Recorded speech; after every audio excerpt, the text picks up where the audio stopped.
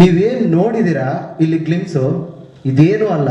ನನ್ನ ಥಿಂಕಿಂಗು ನನ್ನ ಕನಸೇ ಬೇರೆ ಇದೆ. ಯಾಕೆ ಅಂದರೆ ನಾನು ಯಶೋರ್ ಗರಡಿಯಲ್ಲಿ ಬೆಳೆದಿರೋಂಥ ಹುಡುಗ. ಅದರಿಂದ ಅವ್ರಿಗೆ ಯಾವ ಥರ ಫಸ್ಟ್ ಆಫ್ ಆಲು ನಾನು ಇಬ್ಬರಿಗೆ ಥ್ಯಾಂಕ್ಸ್ ಹೇಳಿ, ನಾನು 3 ಜನಕ್ಕೆ ಥ್ಯಾಂಕ್ಸ್ ಹೇಳಿ ನನ್ನ ಮಾತನ್ನ ಶುರು ಮಾಡ್ತೀನಿ. Game changer of Indian cinema Prashanth Neel ಸರ್ಗೆ ಮತ್ತು ಯಶ್ ಸರ್ಗೆ ಇಬ್ಬರಿಗೂ ಸಹ ನಾನು ಮೊದಲನೇದಾಗಿ ನಮಸ್ಕಾರ ಹೇಳ್ತಾ ನನ್ನ ಮಾತನ್ನ ಶುರು ಮಾಡ್ತಾ ಇದ್ದೀನಿ. ಅದಾದಮೇಲೆ ನನ್ನ ನಿರ್ದೇಶಕರಿಗೆ, ಯಾಕೆ ಅಂತಂದರೆ ತುಂಬ ಶ್ರಮ ಇದೆ.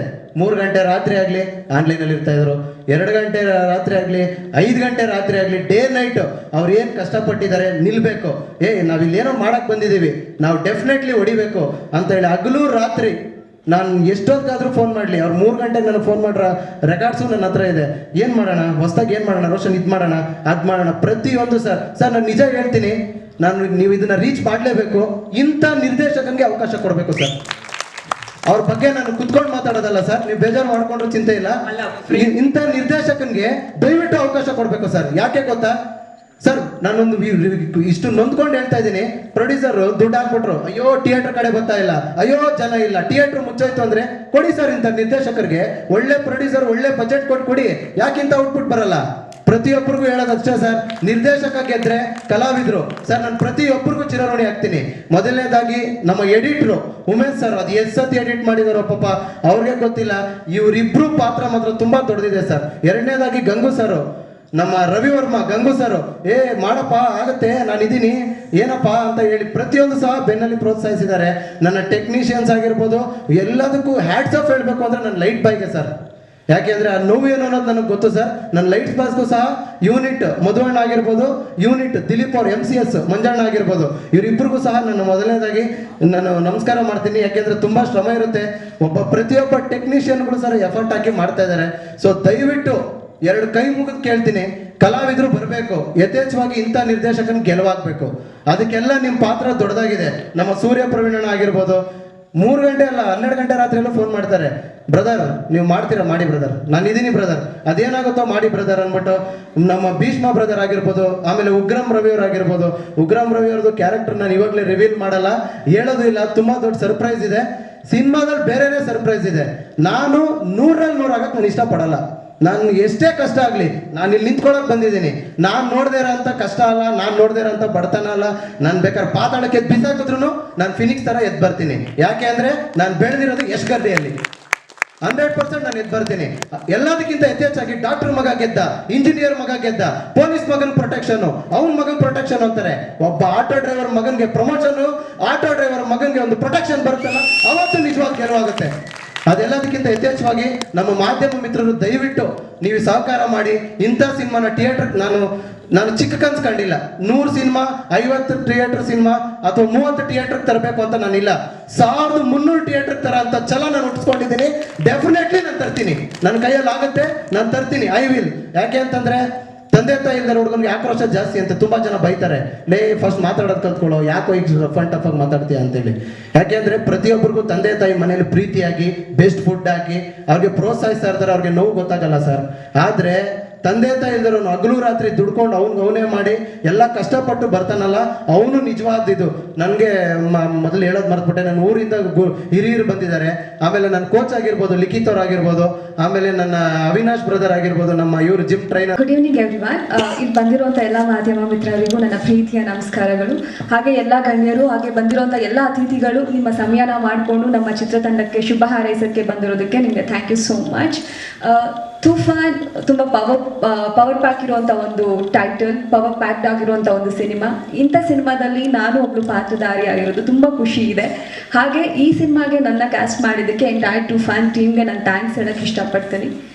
ಈ ಸಿನಿಮಾದಲ್ಲಿ ನನ್ನ ಪಾತ್ರ 3 ಶೇಡ್ಸ್ ಇದೆ. ಒಂದು ನೋಡ್ತಾ ಇರ್ಬೋದು ಕ್ಯೂಟ್ ಆ್ಯಂಡ್ ಇನೋಸೆಂಟ್ ಆಗಿ, ಆ್ಯಂಡ್ ಇನ್ನೊಂದು very brave and bold strong ಆಗಿರೋಂಥ ಒಂದು ಶೇಡ್. ಹಾಗೆ ಇನ್ನೊಂದು ಶೇಡ್ ನೀವು ಸಿನಿಮಾದಲ್ಲಿ ನೋಡ್ಬೋದು, ನಾನೊಬ್ಳು ಮಹಾರಾಜನ ಮಗಳು ಯುವರಾಣಿಯಾಗಿ ಕಾಣಿಸ್ಕೊಂಡಿದ್ದೀನಿ. ಸೊ ಈ ಒಂದು ಪಾತ್ರನ ತುಂಬ ಅದ್ಭುತವಾಗಿ ನಮ್ಮ ಡೈರೆಕ್ಟರ್ ತೋರಿಸಿದ್ದಾರೆ. ಆ್ಯಂಡ್ ಸೆಟಲ್ಲೂ ಕೂಡ ನನ್ನ ಪಾತ್ರ ಅಷ್ಟೇ ಅಲ್ಲ, ಎಂಟೈರ್ ಸೀನ್ಸ್ನ ತುಂಬ ಮೇಕಿಂಗ್ ಇರ್ಬೋದು ಅಥವಾ ಕ್ವಾಲಿಟಿ ಇರ್ಬೋದು ಎಲ್ಲೂ ಕಾಂಪ್ರಮೈಸ್ ಆಗದೆ ವೆರಿ ಕಾಮ್ ಕಂಪೋಸ್ಡ್ ಆಗಿ ನಿರ್ದೇಶನ ಮಾಡಿದ್ದಾರೆ. ಆ್ಯಂಡ್ ನೀವು ಟ್ರೈಲರ್ ನೋಡಿದ್ರಿ, ನಮ್ಮ DOP ಬಗ್ಗೆ ಮಾತಾಡೋಂಗೆ ಎಲ್ಲ ಅಷ್ಟು ಅದ್ಭುತವಾಗಿ ಚಿತ್ರೀಕರಿಸಿದ್ದಾರೆ. ಹಾಗೆ ಸಚಿನ್ ಬಸೂರ್ ಸರ್ ಅವರು ತುಂಬ ಅದ್ಭುತವಾದ ಬ್ಯಾಕ್ಗ್ರೌಂಡ್ ಸ್ಕೋರ್ ಹಾಗೆ ಮ್ಯೂಸಿಕ್ನ ಕೊಟ್ಟಿದ್ದಾರೆ. ಸೊ ಎಂಟೈರ್ ಟೀಮ್ಗೆ ನಾನು ಥ್ಯಾಂಕ್ಸ್ ಹೇಳೋಕ್ಕೆ ಇಷ್ಟಪಡ್ತೀನಿ. ಹಾಗೆ ಪ್ರತಿಯೊಬ್ಬ ಕಲಾವಿದರು ಅವರ ಪಾತ್ರನ ತುಂಬ ಅಚ್ಚುಕಟ್ಟಾಗಿ ನಿಭಾಯಿಸಿದ್ದಾರೆ. ನೀವು ಟ್ರೈಲರಲ್ಲಿ ನೋಡಿದ್ದೀರಾ, ಅಷ್ಟು ಬ್ಯೂಟಿಫುಲ್ ಆಗ ಪರ್ಫಾರ್ಮೆನ್ಸ್ ಇರ್ಬೋದು, ಒಂದು ಡಿಫ್ರೆಂಟ್ ಆಗಿದೆ. ಆ್ಯಂಡ್ ನಮ್ಮ ಹೀರೋ ಅವ್ರ ಬಗ್ಗೆ ಹೇಳಬೇಕಂದ್ರೆ 8 months ಬ್ಯಾಕೇನೆ ಅವರು ಸ್ಟೋರಿ ಬರಿಬೇಕಾದ್ರೆ ನೀವೇ ಇದಕ್ಕೆ ನಾಯಕಿಯಾಗಿ ಆ್ಯಕ್ಟ್ ಮಾಡಬೇಕು ಅಂತ ಹೇಳಿದರು. ಅದೇ ರೀತಿ ನನ್ನ ಕತೆ ರೆಡಿ ಆದ್ಮೇಲೆ ಕರೆದು ನಮ್ಮ ಡೈರೆಕ್ಟರ್ ಸ್ಟೋರಿ ಹೇಳಿದಾಗ ತುಂಬ ಖುಷಿ ಆಯಿತು. ಇವ್ರು ಏನೋ ಒಂದು ದೊಡ್ಡದಾಗೆ ಮಾಡ್ತಾರೆ ಅನ್ನೋ ಒಂದು ಕಾನ್ಫಿಡೆನ್ಸ್ ಬಂತು, ಪಾಸಿಟಿವ್ ವೈಬ್ಸ್ ಇತ್ತು. 2 ನಿಮಿಷ ಯೋಚನೆ ಮಾಡಲಿಲ್ಲ, I said I do this project ಅಂತ. ತುಂಬ ಖುಷಿ ಇದೆ ಇಂಥ ಒಂದು ಸಿನಿಮಾದಲ್ಲಿ ನಾನೊಬ್ಳು ಭಾಗಿಯಾಗಿರೋದು. ಆ್ಯಂಡ್ ಇವರು ಕೂಡ ರೋಷನ್ ಅವರು ತುಂಬ ಹಠ ಇಟ್ಕೊಂಡು ಏನೋ ಒಂದು ಮಾಡಬೇಕು ಲೈಫಲ್ಲಿ ಅಂತ ಕನ್ನಡ ಚಿತ್ರರಂಗಕ್ಕೆ ಪಾದಾರ್ಪಣೆ ಮಾಡ್ತಿದ್ದಾರೆ. ಅವ್ರಿಗೆ ಆಲ್ ದಿ ವೆರಿ ಬೆಸ್ಟ್ ಹೇಳೋಕ್ಕೆ ಇಷ್ಟಪಡ್ತೀನಿ. ಆ್ಯಂಡ್ ನಾನು ಫಸ್ಟ್ ಟೈಮ್ ಒಬ್ಬರು ಲೇಡಿ ಪ್ರೊಡ್ಯೂಸರ್ ಅವ್ರ ಜೊತೆ ವರ್ಕ್ ಮಾಡ್ತಿರೋದು. She is very sweet, very calm, settle ಅವ್ರು ಇರ್ತಾರೆ ಅನ್ನೋದೇ ಗೊತ್ತಾಗಲ್ಲ, ಅಷ್ಟು ಹಂಬಲ್ ಆಗಿರ್ತಾರೆ. So thank you so much ma'am ಒಂದು ಆಪರ್ಚುನಿಟಿ ನನಗೆ ಕೊಟ್ಟಿದ್ದಕ್ಕೆ. ಆ್ಯಂಡ್ ಅವ್ರಿಗೆ ಸಿನಿಮಾ ಮೇಲಿರೋ ಒಂದು ಒಲವು ನೋಡಿದಾಗ ಮನಸ್ಸಿಗೆ ಭಾಳ ಖುಷಿ ಆಗುತ್ತೆ. So congratulations and all the very best ನಿಮಗೂ ಕೂಡ. ಹಾಗೆ ಕೊನೆಯದಾಗಿ ಏನು ಹೇಳಕ್ಕೆ ಇಷ್ಟಪಡ್ತೀನಿ ಅಂದರೆ, ಪರಭಾಷೆಗಳ ಮೇಲಿರುವಂಥ ಒಂದು ಪ್ರೀತಿ ವ್ಯಾಮೋಹ ನಮ್ಮ ಕನ್ನಡ ಸಿನಿಮಾಗಳ ಮೇಲೆ ಎಲ್ಲೋ ಒಂದು ಕಡೆ ಕಡಿಮೆ ಆಗ್ತಿದೆ. ಸೊ ದಯವಿಟ್ಟು ಕನ್ನಡ ಸಿನಿಮಾಗಳನ್ನ ನೋಡಿ ಎನ್ಕರೇಜ್ ಮಾಡಿ. ಯಾಕಂದರೆ ನಾವು ನೋಡ್ದಂಗೆ ಬೇರೆ ಸಿನಿಮಾಗಳು ಹೌಸ್ಫುಲ್ ಆಗಿರುತ್ತೆ, ನಮ್ಮ ಕನ್ನಡ ಸಿನಿಮಾ ಮುಂದೆ ಥಿಯೇಟರ್ ಮುಂದೆ ಜನನೇ ಇರಲ್ಲ. ಅದು ನೋಡ್ದಂಗೆ ಮನ್ಸಿಗೆ ತುಂಬ ದುಃಖ ಆಗುತ್ತೆ. ಎಷ್ಟೊಂದು ಸಿನಿಮಾಗಳು ನಾವು ರೋಡಲ್ಲಿ ಹೋಗ್ಬೇಕಾದ್ರೆ ಥಿಯೇಟರಲ್ಲಿ ಸಿನಿಮಾ ರಿಲೀಸ್ ಆಗಿರುತ್ತೆ, ಫಸ್ಟ್ ಡೇ ಇರುತ್ತೆ, ಬಟ್ ಒಬ್ಬರು ಜನ ಇರಲ್ಲ. ಇದು ತುಂಬ ದುಃಖ ತರುವಂಥ ಸಂಗತಿ ಇದು. ದಯವಿಟ್ಟು ಕನ್ನಡ ಸಿನಿಮಾಗಳನ್ನ ನೋಡಿ. ನಿಮ್ಮ ಪ್ರೀತಿ, ಆಶೀರ್ವಾದ, ಎನ್ಕರೇಜ್ಮೆಂಟ್ ನಮಗೆ ತುಂಬ ಇಂಪಾರ್ಟೆಂಟ್ ಆಗುತ್ತೆ. Thank you so much. ಈ ವೇದಿಕೆ ಮೂಲಕ ನಿಮಗೆ ತುಂಬ ಧನ್ಯವಾದಗಳು ಹೇಳಕ್ಕೆ ಇಷ್ಟಪಡ್ತೀನಿ. ಹಾಗೆ DOP ಕೆಲಸ ಆದಮೇಲೆ ನೆಕ್ಸ್ಟ್ ಕಾಣೋದೇ ಮ್ಯೂಸಿಕ್ ಡೈರೆಕ್ಟರ್ ಬಂದು ಸಚಿನ್ ಬಸ್ರೂರ್ ಅಂತ. ಸಚಿನ್ ಬಸ್ರೂರ್ ಬೇರೆ ಯಾರು ಅಲ್ಲ, ರವಿ ಬಸ್ರೂರ್ ಅವರ ಅಕ್ಕನ ಮಗ. ಸೊ ಆ್ಯಕ್ಚುಲಿ ನಾವು ಫಸ್ಟ್ ಅನ್ಕೊಂಡಿದ್ದೆ ರವಿ ಬಸ್ರೂರ್ ಸರ್. ಸೊ ಅಷ್ಟೊಂದು ಬಜೆಟ್ ನಮ್ಮ ಹತ್ರ ಇಲ್ಲ ಅಂತ ಅನ್ನಿಸ್ತು. ಸೊ ಅದಕ್ಕೆ ಸಚಿನ್ ಮಾಡಿದ್ರೆ ಚೆನ್ನಾಗಿರುತ್ತೆ ಅನಿಸ್ತು. ಸೊ ಸಚಿನು ತುಂಬ ಏನು ಚಿಕ್ಕವರಲ್ಲ, ಅವರು ಕೂಡ ಸಲಾರು KGF ಅಂತ ಸಿನಿಮಾಗಳಿಗೆ ಅಸೋಸಿಯೇಟ್ ಆಗಿ ಮಾಡಿದವರು. ಸೊ ಅವ್ರು ಹೋಗಿ ಅಪ್ರೋಚ್ ಮಾಡಿದಾಗ ನಮ್ಮ ಸಿನಿಮಾದ ಕಂಟೆಂಟ್ ಹೇಳಿದಾಗ ತುಂಬಾ ಖುಷಿಯಾಗಿ ಈ ಥರದೊಂದು ಮ್ಯೂಸಿಕ್ ಮಾಡಿದ್ದಾರೆ. ಸೊ ನಿಮ್ಮೆಲ್ರಿಗೂ ಇಷ್ಟ ಆಗಿದೆ ಅನ್ಕೋತೀನಿ, ಮ್ಯೂಸಿಕ್ಕು ಅಷ್ಟೇ. ಸೊ ಮ್ಯೂಸಿಕ್ ಬಿಟ್ಟರೆ ನೆಕ್ಸ್ಟ್ ಕಾಣೋದೇ ಎಡಿಟರ್ ಉಮೇಶ್ ಅವ್ರು ಬಂದಿದ್ದಾರಾ? ದಯವಿಟ್ಟು ವೇದಿಕೆ ಮೇಲೆ ಬರಬೇಕು ಅಂತ ಹೇಳಕ್ಕೆ ಇಷ್ಟಪಡ್ತೀನಿ. ಉಮೇಶ್ ಸರ್ ಬನ್ನಿ. ಸೊ ಉಮೇಶ್ ಅವ್ರ ಬಗ್ಗೆ ಹೇಳಲೇಬೇಕು. ಉಮೇಶ್ ಅವರು ಇದಕ್ಕಿಂತ ಮುಂಚೆ ಗೌಳಿ ಅಂತ ಒಂದು ಸಿನಿಮಾ ಮಾಡಿದ್ರು. ಆ ಗೌಳಿ ಸಿನಿಮಾ ನಿಮ್ಗೆಲ್ಲ ಗೊತ್ತಿದೆ. ಶ್ರೀನಗರ ಕಿಟ್ಟಿ ಅವರು ತುಂಬಾ ವಿಭಿನ್ನವಾಗಿ ತೋರಿಸಿದೆ, ಯಾಕಂದ್ರೆ ಅವರು ಲವ್ಲಿ ಸ್ಟಾರ್ ಅಲ್ವಾ. ಸೊ ಏನೋ ಆ ಗೌಳಿ ಸಿನಿಮಾದಲ್ಲಿ ತುಂಬಾನೇ ಡಿಫ್ರೆಂಟ್ ಆಗಿ ತೋರಿಸಿದ್ರು ಅವ್ರನ್ನ. ಸೊ ಫಸ್ಟ್ ಟೈಮ್ ನಾನು ನೋಡಿದಾಗ ತುಂಬಾ ಥ್ರಿಲ್ ಆಗಿದ್ದೆ. ಸೊ ಆ ಗೌಳಿ ಸಿನಿಮಾ ನೋಡ್ಬಿಟ್ಟೆ ಉಮೇಶ್ ಅವ್ರನ್ನ ಅಪ್ರೋಚ್ ಮಾಡಿದ್ದು. ಸೊ ಉಮೇಶ್ ಅವ್ರ ಬಗ್ಗೆ ನಿಜವಾಗ್ಲೂ ಖುಷಿ ಆಗುತ್ತೆ, ಯಾಕೆಂದ್ರೆ ತುಂಬಾನೇ ತಾಳ್ಮೆ ಇರುವಂತ ವ್ಯಕ್ತಿ.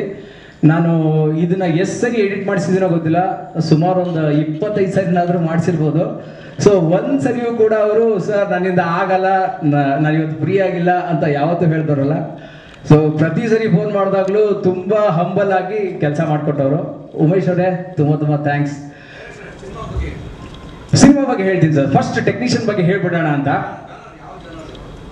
ಒಂದು 5 ನಿಮಿಷ. ಇವಾಗ ಒತ್ತೆ ಇಟ್ಟು ಬಂದಂಥ ಎಲ್ಲ ನನ್ನ ಅಂತಂಬರಿಗೆ ಅವ್ರ ಪಾದಕ್ಕೆ ನಮಸ್ಕಾರ.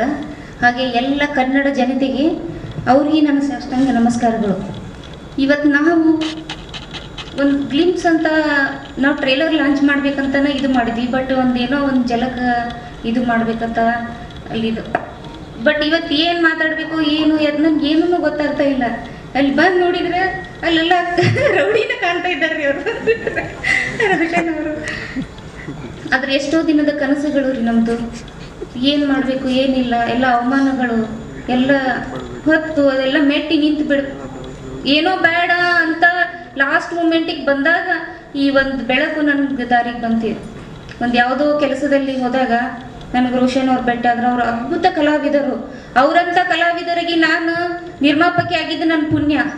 ಮತ್ತು ಇನ್ನೊಂದು ನಾನು ವಿಷಯ ಹೇಳಬೇಕಾದ ವಿಷಯ, ಅಂಥ ಶ್ರಮಜೀವಿ ಇವರು ಎಲ್ಲ ನಮ್ಮ ಟೀಮು ಒಂದು ದಿನ ಮೇಡಮ್ ನಾನು ಅದನ್ನ ಮಾಡ್ಬೇಕಾ ಇದನ್ನ ಮಾಡ್ಬೇಕು ಏನಿಲ್ಲ, ಎಲ್ಲ ಅವರೇ. ನಾನು ಬಂದು ಇವತ್ತು ಇಷ್ಟು ಹೆಮ್ಮೆಲೆ ಮಾತಾಡ್ಬೇಕಂದ್ರೆ ಎಲ್ಲ ಕ್ರೆಡಿಟ್ ಇವ್ರಿಗೆ ಸಲ್ಲಬೇಕು. ಇನ್ನೊಂದು ವಿಷಯ ನಾನು ಎಲ್ಲರಿಗೂ ಹೇಳಬೇಕು, ನಾನು ಸ್ವಲ್ಪ ಈ ವಿಷಯದಲ್ಲಿ ಸ್ವಾರ್ಥಿನೇ. ನನಗೆ ಯಾವತ್ತಿದ್ರೂ ಚಿಕ್ಕವಳಿದ್ದಾಗಿಂದ ಕನ್ನಡ ಮೇಲೆ ಭಾಳ ನನಗೆ ಪಂಚಪ್ರಾಣ. ನನ್ನ ಉಸಿರು ಇರೋ ತನಕನೂ ನಾನು ಬರೀ ಕನ್ನಡ ಮಾತ್ರ ನಿರ್ಮಾಪಕಿ ಆಗ್ತೀನಿ ವಿನಃ ಬೇರೆ ಯಾವ ಭಾಷೆಯಲ್ಲಿ ನಾನು ನಿರ್ಮಾಪಕಿ ಆಗಲ್ಲ. ಎಲ್ಲ ನೀವು ನಾನು ಎಲ್ಲರಿಗೂ ಕೈ ಮುಗಿದು ಕೇಳೋದು ಒಂದೇ ಅಂದರೆ ಬೆಳೆಸ್ರಿ, ಬಡವ್ರ ಮಕ್ಕಳನ್ನ ಬೆಳೆಸ್ರಿ. ತಂದೆ ತಾಯಿ ಇಲ್ಲದ ಮಗ ನಾನು ಒಂದು ವಜ್ರ, ಆ ವಜ್ರವನ್ನು ಎಲ್ಲರೂ ಕನ್ನಡಕ್ಕೆ ಮೀಸಲಿಟ್ಟಿನಿ, ಅವ್ರ ಮಡಿಲಲ್ಲಿ ಹಾಕಿನಿ, ಬೆಳೆಸ್ರಿ ಎಲ್ಲರಿಗೂ ನಾನು ಕಳಕಳಿಯಿಂದ ಕೇಳೋದು. ಕನ್ನಡ ಅಭಿಮಾನಿಗಳು ಭಾಳ ಪುಣ್ಯವಂತರು. ನಾವು ಇಲ್ಲಿ ಹುಟ್ಟಬೇಕಾದ್ರೆ ನಾವು ಭಾಳ ಪುಣ್ಯ ಮಾಡಿದ್ದೀನಿ. ನಾನು ಉಸಿರು